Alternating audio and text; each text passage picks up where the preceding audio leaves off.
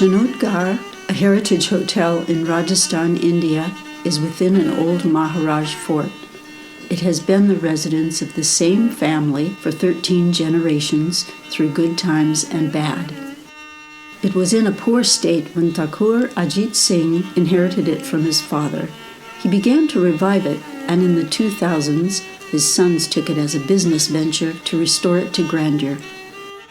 Chanoud Garh was built over 300 years ago. The area was gifted to Thakur Anup Singh Ji by the Mirtia Rajputs in the early 1700s. The fortified palace was built by Thakur Vishen Singh Ji. It is renowned for its unique blend of architectural styles, including Mewar, Marwar, and Raj-era influences. The Rajput caste of India, literally sons of the king, were the military families of the country.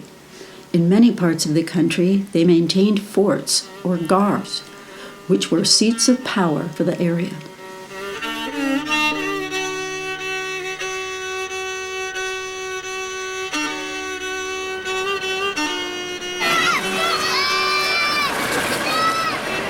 Coming from the town of Narli across the dry country of Rajasthan, we arrived at the gates painted with elephants.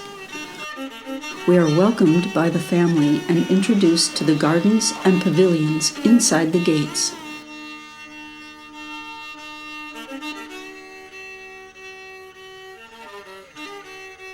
The building is currently divided into 2 courts, one for the family, the other for the hotel. In the past, certain family members had their own private set of rooms. This was actually divided into 4 portions. These are 4 apartments.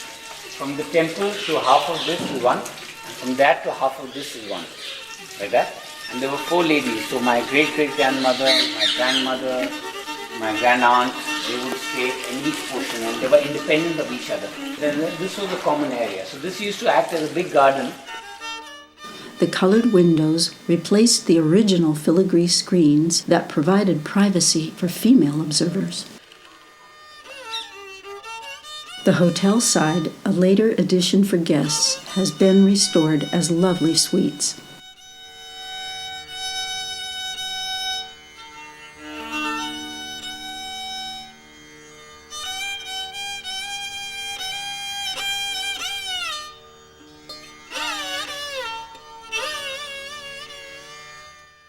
The next morning, we awaken with the sun to enjoy the town in the coolness before midday.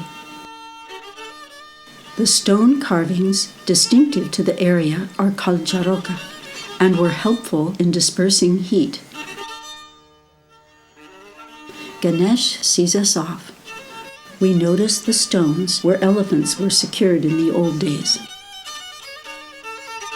The buildings are luminous as the town awakens and the people and cows begin to head off to their jobs.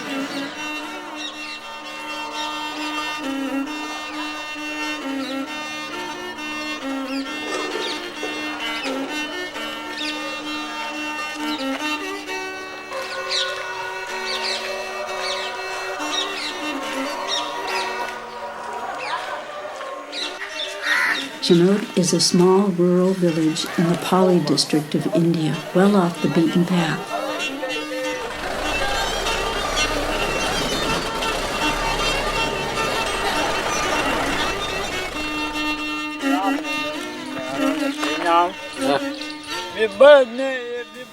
The Dani goat herders take their animals to the fields and the shops open. Children head to school or prepare for the day with their parents.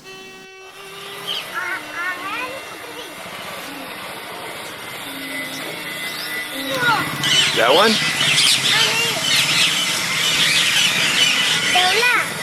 Dola. Dola. The exceptionally friendly locals are always eager to meet outsiders and are open and kind.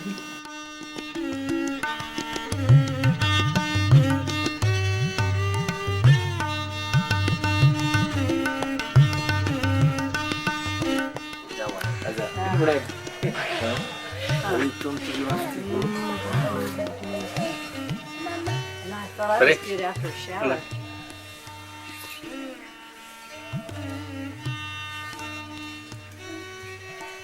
pas plus long que nous.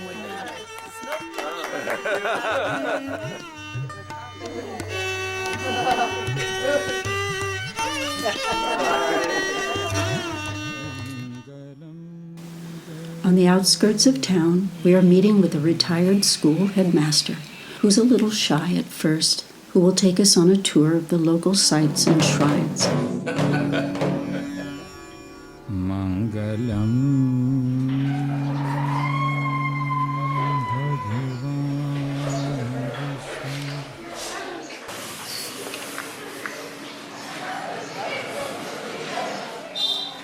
Krishna and Radha. Do you want Krishna? Right. There is Krishna and Radha. Om Namah Shivaya, Om Namah Shivaya. It is a mantra of the Lord Shiva. Earth is fixed and sun and moon is round to the earth, so day and night come. But now it is wrong. Now the sun is fixed and earth is round to the so day and night. That's right.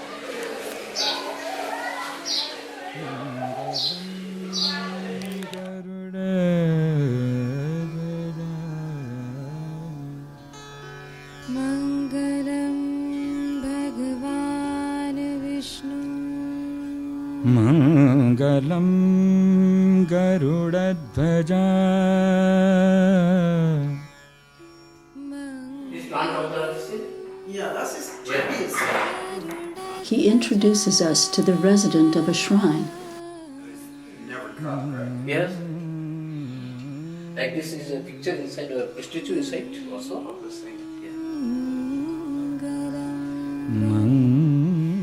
He shows us how he shells the chickpeas or chola, which make up much of his diet.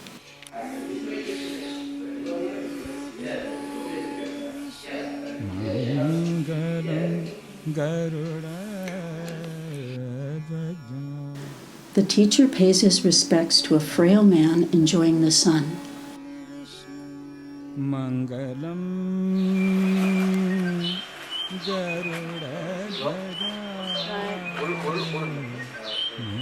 What was that? Right. It's oral vaccine. This shrine dates from the days when waves of smallpox ravaged the countryside. The family had a large lake built to capture water from the Sukari River in order to irrigate the fields and allowing for a wetland to build up, and the people, once nomadic, settled down to farm the now fertile countryside. Divert the water, the excess water, onto the other sides. And they created these big water reservoirs, which used to fill up. And then the river used to, and the dam stream used to go across, and then come back, flooding the fields back to the river. So the water actually invariably came back to the river, but in the way it processed, it spread. By the lake, we are introduced to another retired school teacher who has adopted a different shrine. He shows us artifacts he has found.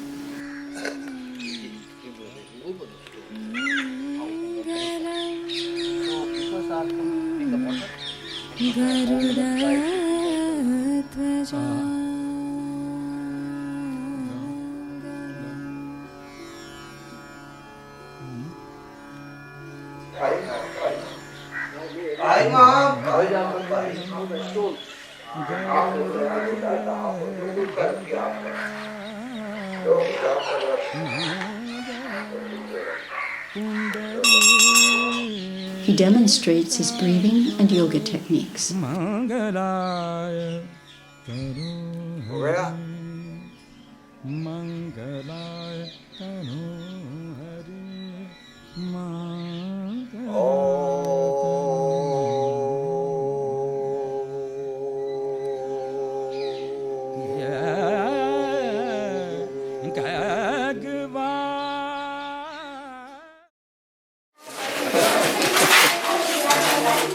Finally, he takes us to a local school which teaches early grades through middle school.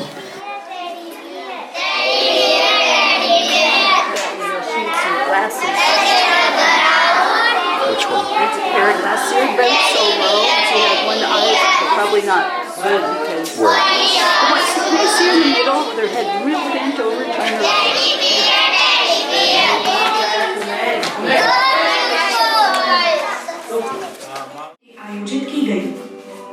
ऐसा भविष्य जो राजनीतिक रूप से देश को एक मजबूत राष्ट्र All students now gathering in the fields and take Food is prepared for the children's lunch. Subsidized education and food in this part of the country is a welcome addition to the lives of the villagers. Bye! Bye! Bye!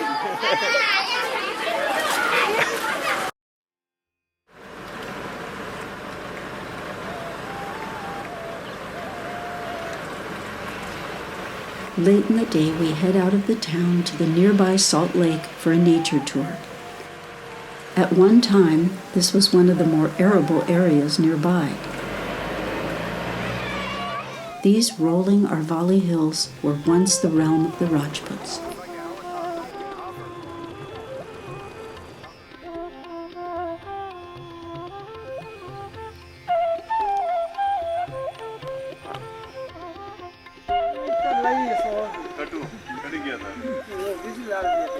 We are honored to meet people along the way. Looks like hard work. Getting off those chickpeas. It's a busy kid.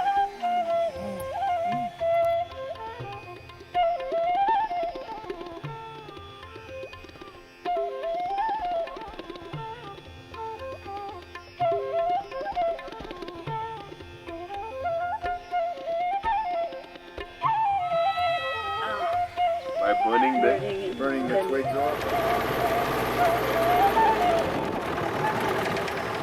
Those are cranes. Those are Souders cranes. Those are two of them. There, the tallest cranes.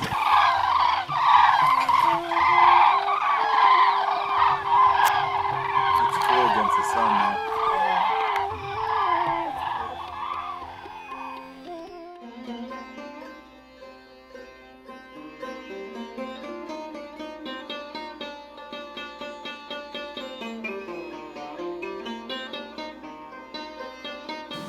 Over the days, we delight in the food served. It's grown on the family's fields and home cooked. The dishes are Rajasthani recipes, including some vegetables such as kheer sangri, which are only eaten in this area. The dishes served are Rajasthani cuisine at its best, with subtle spicing and village-style preparation.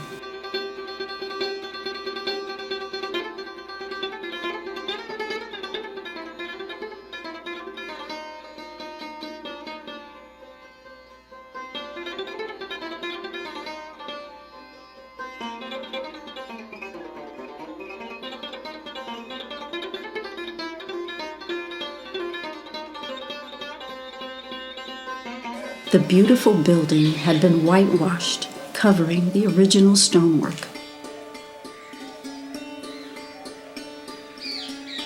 whitewashed. Just it looked all arches and all that, but this seemed like a whitewashed element. There's no detail to anything. You could see these beautiful petals and leaves and nothing very. So you just have to chip it away. When an old lady of the house passed away, her personal puja or her personal prayer would come in here. So there's Krishna, there's also Ram, there's also Hanuman, there's also Shiva. So everybody, because see, my great grandmother came from a different region. Just simple. I'm following Krishna, but where my wife comes from, they follow Ram. It's the same thing, it's Vishnu. But we follow a certain deity. So she has her worship, which is Ram here. Ram and Sita here. And next to it is the goddess. But we also worship our ancestors because we believe that they come back and they are the ones who give us things. So that entire little platform is for the ancestors. What I started doing was, because we were working on it and there was no other way to find things out, they did a little bit of guesswork. Now the problem with this language is that it's a continuous hand. Right. Okay? It doesn't stop for the word. Right. So now the thing is, you can guess a few words, but beyond that, if you lose one word here or there, you lost the whole thing. You've gone. Plus the alphabets are not the same. Not like the ones we're using in Devanagari and Hindi today. So this says, what we started guessing was, it says Shri Shri Maharaj, which is the title. I could understand that. Shri, and then I know the chronological order of my family. So I could make out this was Jaswant Singh Ji. But beyond that I couldn't read. But in that order, what I have done is I put all the books in chronological order as per different people's time. Because somebody who lived a long life had 40 books, and somebody who lived a shorter time had only 8 books. So it is actually, if you look at it,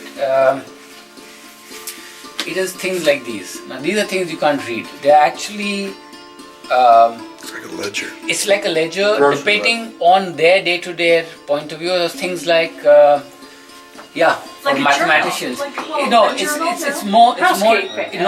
housekeeping got different journals. I've got them differently. These are in his time what were the main expenses and what was the main income. So if he bought 10 horses from somewhere, or went on a pilgrimage trip to the Ganges, or if his daughter's marriage happened, Because there's and these are numbers. Yeah. So if you look at it, and the font changes and tallies to some point, and it's like is what I find very interesting. Oh, matter of fact, there's a letter from another gentleman from another state, and he writes, a ruler, and he writes that we are in love with rock bush quails which are found in your area. So could it be possible that His Highness the Nawab Bahadur is very interested in? Could you send a few to us? They pack a lot of color and water and etc. This is my great grandfather's brother-in-law. Wow. Central Asian. This is a beautiful color. Yeah, actually it was a color which was making it look very big. So we didn't want it to look very big, so we wanted to make it cozy, and that's how. And these are things we found in the house. These are rhino head shield. These are some original and restored it. Yes. And he's got an emerald green, and he actually gave it to this gentleman for his daughter's wedding. So they got me a picture, but the only problem is that we couldn't get the number plate. So we didn't know, so he was traveling. So the best hand-picked soldiers, about 100 odd people or good family people, would travel with you on this entourage. The ladies and the children never traveled with you because it means they were soft targets. And you couldn't go with the full army because your father-in-law to be would think you come to conquer his kingdom, not take his bride. So in all ways, you were armed to the teeth to do that. That tradition continues. So my mother never attended my wedding from that tradition point of view, or my sister didn't attend my wedding. The only the girls from my side were my friends' wives who refused to accept that they could not come. So I said, just come to Delhi straight away because that's not the right way to do it. But eventually my wedding took about 10 days. 10? And by the 10th day, I think you could have put me on an IV fluid, both me and my wife, because we are the two people who didn't enjoy the wedding at all because we were just dressing in and dressing out. Yeah. And these pieces of pottery I found when we were making a soap pit. When we were at about 18 feet down in the ground, there was a lot of pottery found. But since they were digging wildly, they only managed a few that survived through in that.